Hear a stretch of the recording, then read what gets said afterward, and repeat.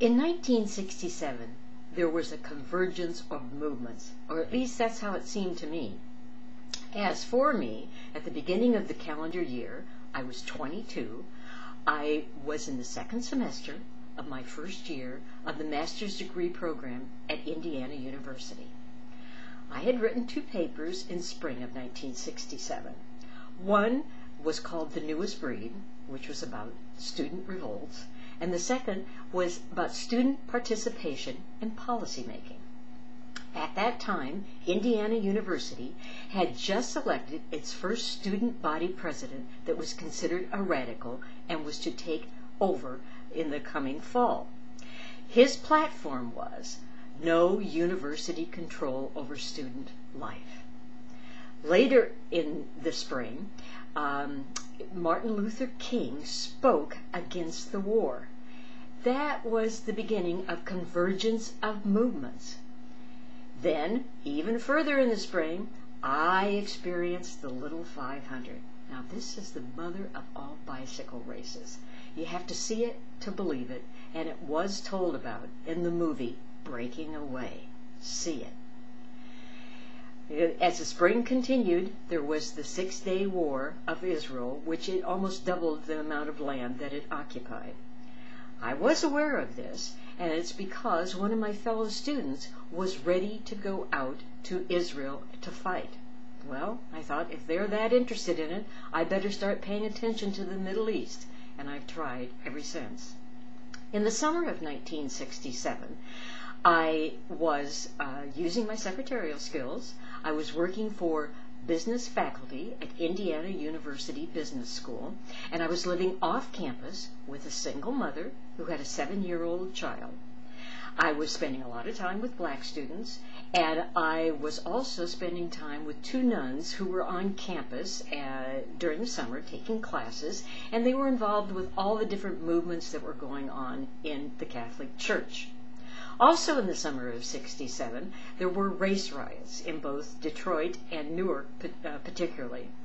I guess the words even chaos can be called of what was happening in those cities, and one of the reasons, in Detroit at least, was 95% of the police force were white. Also in the summer of '67, it was the summer of love in the Haight-Ashbury, San Francisco district. Now, I can't say that I knew too much about it, but drugs, sex, and rock and roll were supposed to be taking place. Now, you put that in juxtaposition with the state of Massachusetts, which at the time didn't allow unmarried women access to birth control. In the fall of 1967, I started back for the 2nd year of the master's degree program at Indiana University, and I was 23 years old. I turned that in September. I was the assistant head counselor of a co-op, and I wrote a manual which I'd have to say was certainly very specific about what you could or couldn't do in the dorm. Also, I got to see a winning football team. Now, this was something else because that hadn't happened the fall before, and I got to see how student support, alumni support poured in when you had a winning football team. Also, in the fall of '67, there were starting to be a lot more protests across the country for against the war. Across the country, also at IU, and also began to see the beginning of protests against Dow Chemical for their making of napalm bombs. Another thing happened in the fall of '67, which I didn't know about at the time, but it certainly affected me later as a woman, and that's that President Johnson signed the executive order which expanded the 1965 affirmative action policy to include gender. Very important later on.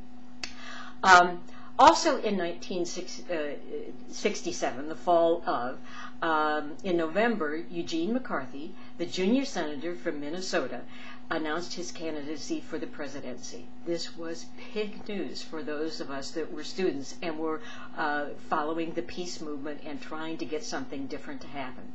I even had one colleague who dressed in the times what men did, long hair, somewhat scruffy, which of course we liked.